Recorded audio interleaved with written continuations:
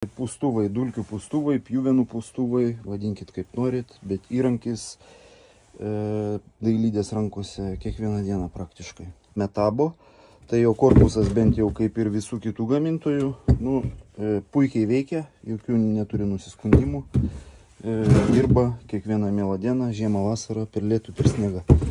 Va, ir čia gavau Neurono naują įrankį, čia Hilti asortimente yra naujas gaminys. Va, gavau pasitestuoti, tai vat jau 3 mėnesiukus aš jį mučinu.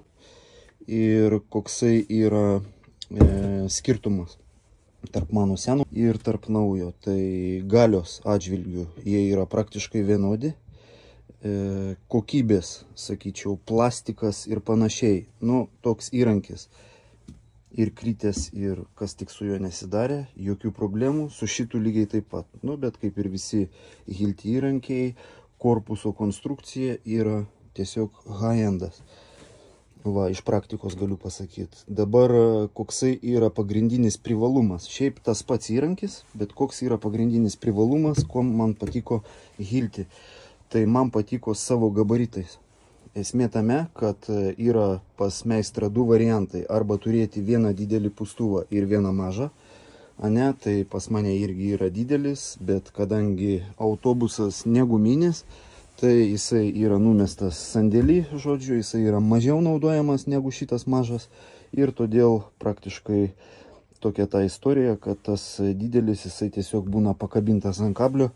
Ir kabo, turbūt pas daugelį meistrų yra lygiai tas pats. O vat štai šitas, tokio tipo pūstuvas yra naudojamas kiekvieną mielą dieną. Va, imam ir dirbam. Kam naudojamas? Įrankių nupūtimui, kas nežinot. Pavyzdžiui, skersavimo staklės, reikia baigus darbą, jas nupūst nuo dulkių, nuo pjuvenų ir panašiai. Ir, pavyzdžiui, dirbam ant stogo, tai pjuvenas prieš uždengiant stogo dangą mes nupučiam nuo difuzinės plėvelės. Va, ir dabar koksai yra skirtumas, vat, priėjom iki to momento, kad šitas yra trumpas korpusas ir su juo reikia dirbti pastoviai pasilenkus. Va, tas yra labai nepatogu, nugara pavargsta. Va, o Hiltis išleido kažkokį tai tokį tarp didelio ir tarp mažo. Žodžiu, gaunasi, kad turime ir didelį, ir mažą. Galios pilnai užtenka.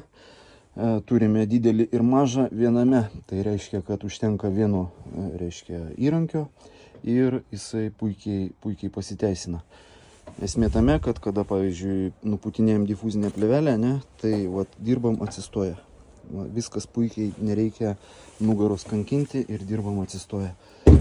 Va, tai vienas pagrindinis toksai niuansas, skirtumas tarp standartinio visiems gerai žinomo įrankio, reiškia tarp šitos formos, nes visi įrankiai yra tokios būtent formos, ir tarp šito. Tai va, korpusas yra plonesnis, ženkliai plonesnis, nežinau kam yra tas aktualu, palieku tiesiog nufilmavęs, bet vat, man neaktualu, ta prasme, man šitas irgi jokių keblumų nesudarė korpusas. Va, tai tiek žinių. Neuronas, angaliai, jeigu reikia angalio trumpesnio, tai aišku jisai pasikeičia ir, žodžiu, galima naudoti trumpesnį ten, kur reikia, bet man neprireikia. Žodžiu, visada pas mane šitas yra užkabintas. Taip pat yra pompos antgaliai, čia turbūt daugiau kam, kas į žvejybą važiuoja. Žodžiu, aktualu. Va, tai tiek žinių. Kam naudinga buvo informacija, spauskit laiką, dalinkitės ir iki kitų video. Ir dar pamiršau paminėti vieną dalyką, kad, pavyzdžiui, šitas modelis Metabo turėjo prailginimą.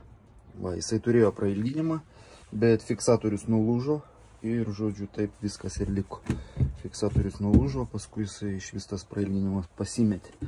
Va, tai korpusas, kuo vientisesnis korpusas, tai mano nuomonė to yra geriau.